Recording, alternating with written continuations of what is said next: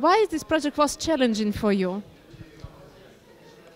You know, this project, it did not seem to be challenging, in fact. On first glance, it appears just easy. You have a sketch, and you think that you need to make a model and just click a print button. But it doesn't go like that, and in fact, this small thing we produced took about 5 days of engineering and production finished work to complete it. What's next? Is it could be implemented in real life? Yeah, of course, we're going to make money on that. It will be a huge project, will change the life of millions of people, make good money, invest them in other projects. That's how it will be. What's the main idea of your project? The main idea is to help all the people all around the world, all the straight people, to understand what do they want.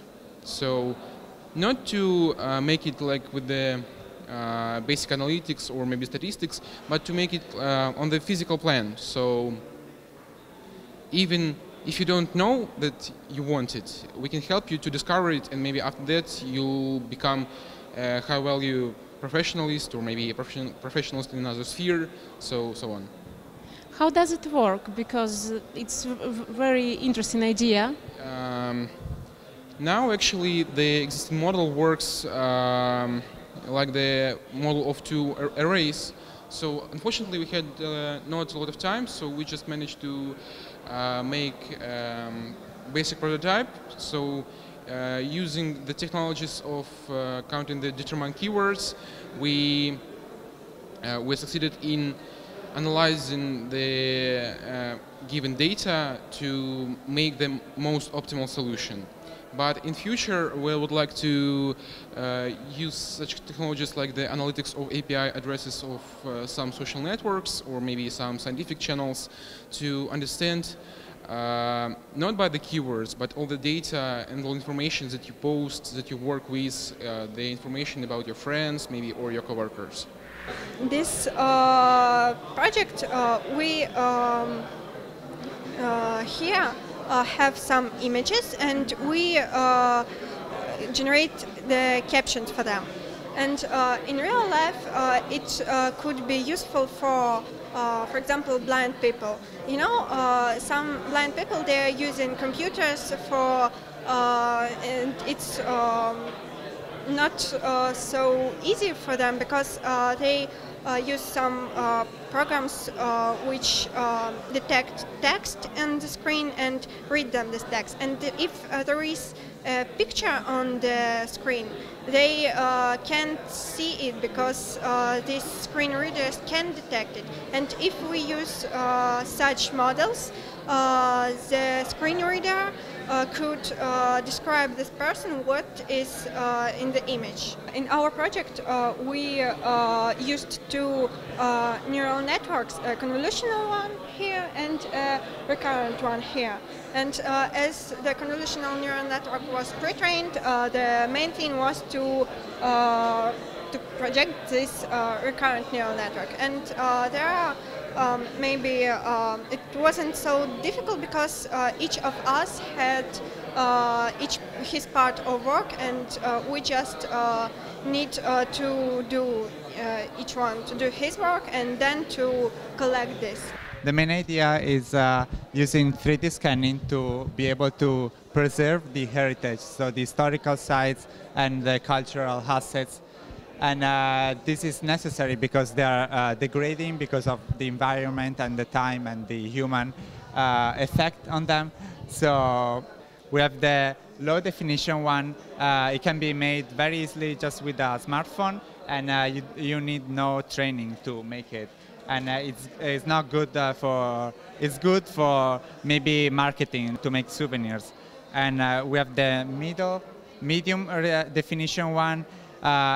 We think that it's good enough for reverse engineering, so it can be applied in very different fields, but it is still not good enough. So for heritage preservation, we need to apply the third method and get the very detailed model in order to completely preserve the heritage.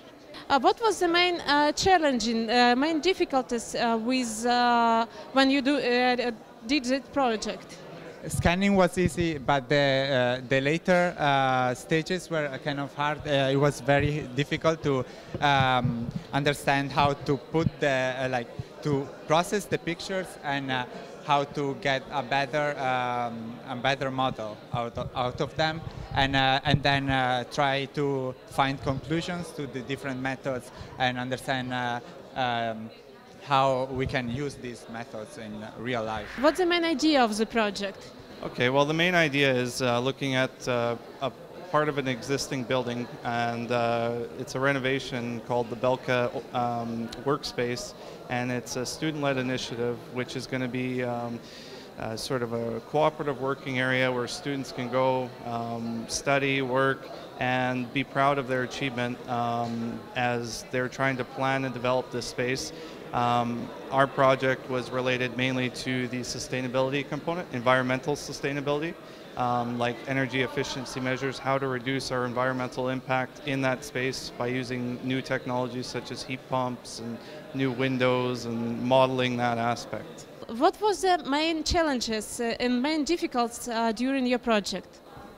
Well, main challenge, I guess, is just trying to figure out the best way of implementing sort of a different way of looking at things at KPI, because we were met with a lot of old technologies in the building, like old windows, old ventilation system, and we had to look at ways of how can we make what we have better, and then obviously doing it with reasonable costs, with a reasonable payback.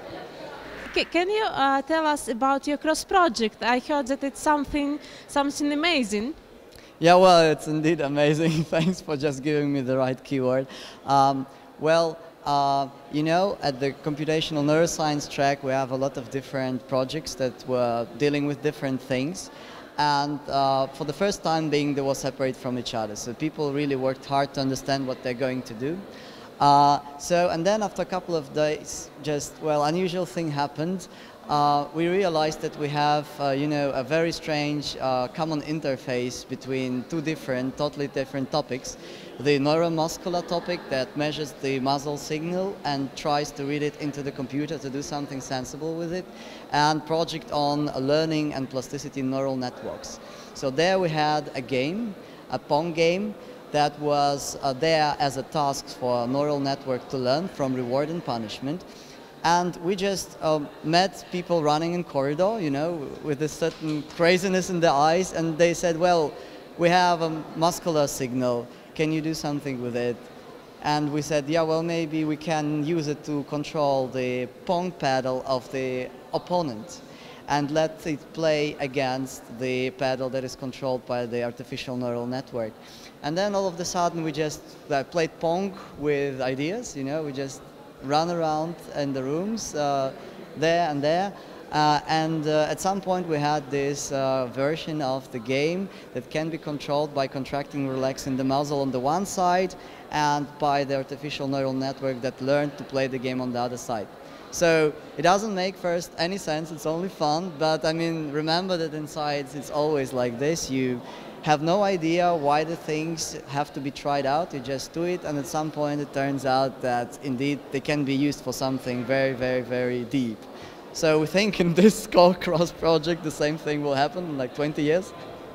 And we all had fun just by talking to each other and trying to make it work and trying to see how we just, without being separated, work together, although we belong to different teams. Does it hurt? Yeah, a lot, but I'm still able to talk to you because we developed a strong will during this cooperation.